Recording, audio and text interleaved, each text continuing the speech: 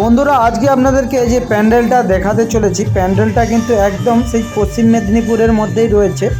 আর এই সরস্বতী পুজো উপলক্ষে পশ্চিম মেদিনীপুর একদম যদুঘানেশ্বর, এই রাস্তাটা আপনি শ্যামগঞ্জ হয়ে যদুঘানেশ্বরকে যাচ্ছেন, সেই রাস্তার ধারেই কিন্তু এই অসাধারণ কিন্তু প্যান্ডেলের থিম হয়েছে।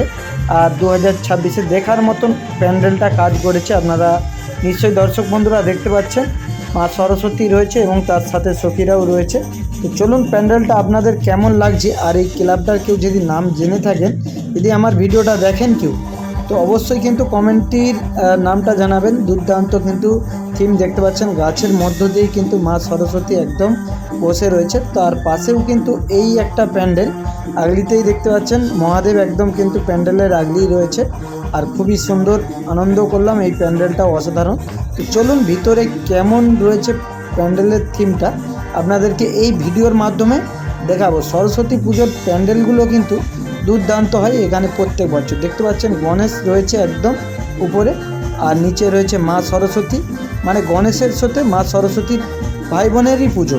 অসাধারণ একদম মুহূর্ত, ডুগডুগির উপরেই কিন্তু রয়েছে ত্রিশূল নিয়ে গণেশ, তার পাশেই রয়েছে মা সরস্বতী। কেমন লাগছে কিন্তু অবশ্যই জানাবেন বন্ধুরা। তো সবাই ভালো থাকবেন, সুস্থ থাকবেন। আবার একটি পরবর্তী ভিডিওতে আপনাদের সাথে দেখা হবে। আর সাথে রয়েছে সোমামা আর টিনামা। টাটা।